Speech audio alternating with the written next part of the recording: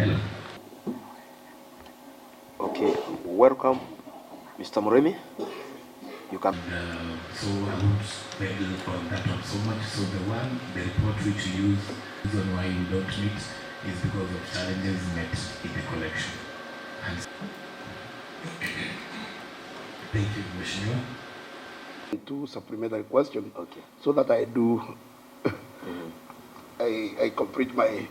Deficits be dealt with in the budget making process. When answering the question that you asked by Honorable Jerry,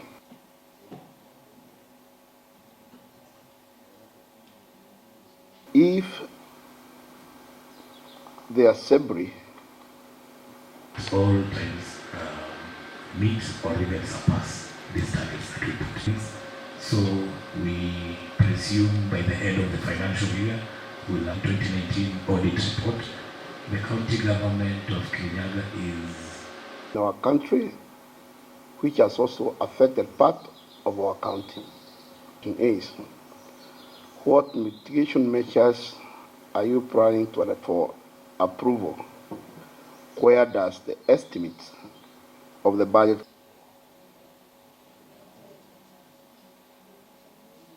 But from my own analysis, I believe the training wasn't that much impactful, because the actions could clearly give us that it didn't make a very good impact. So on how I'm going to undertake or how I'm going to mitigate this is that the county government now has an initiative of having its own huduma center at the county government headquarters. So basically what I will endeavor to do more is to ensure that we have proper structures at these huduma centers, first of all to assist these youth, women and people with disability on that instance, but definitely I will endeavor to have at least, depending with the time and resources, either quarterly or biannually, that means twice a year, I will endeavor to have a proper training, not really training, but a sensitization forum, so that we can improve on the uptake of IFMIs and registration of these other documents. On rollover question, I believe as a county government, at some point we had this issue, and as I mentioned earlier, it had quite a number of varied reasons, but I can attest or confirm to this house that the issue of budgeting and rollover was sorted, and it's not there anymore.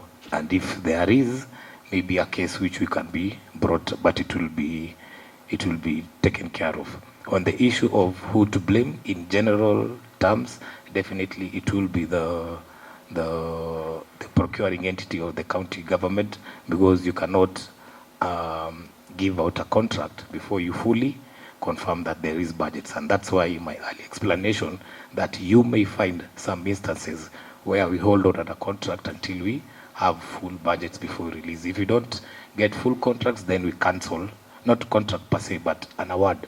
If you don't have full budget, then we don't proceed on with that to contracting.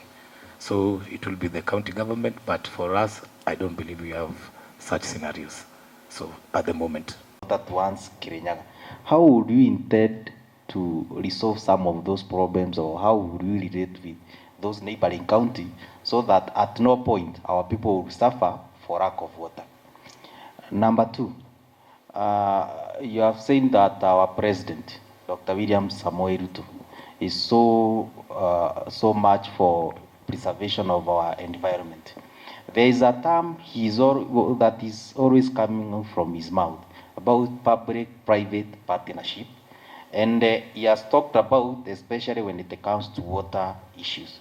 What do you understand by public-private partnership, and do you have any plan, or do you intend to do anything about public-private partnership when it comes to addressing water shortage in our county? we should have this automated water metering, whereby if I get this meter, I can just like the way we have for electricity, you can pay as a token. So if I want to pay 200, I'll pay my 200, and then I'll get my units. So for that period, I'll be able to enjoy the services without having these people coming or maybe telling you, you know what, your water bill is 2,000. So the honorable member, that is one of the things which I will ensure it has implemented so that this problem will not arise again. Because in case I buy my token for 1,000, I know the period which I'm going to enjoy the service, water services. Thank you, Chair. Karilas has just talked of the question from Honorable Amitaru on the youth and people with PWDs. And what the director is not telling us is that probably I've been there, and one of the main issue we have is the IFMIS. So my question is maybe IFMIS and the registration of documents like the PWD certificate, then the AGIPO. So, Director, Mr. Karias, what's your plan, or how often do you conduct trainings for these youth, PWDs and women on to enlighten them on how they should register? Because an IFMIS is a must today, AGIPO, and mostly the people, the certificate of PWDs. So how often would you be conducting these trainings for them? Thank you, Chair.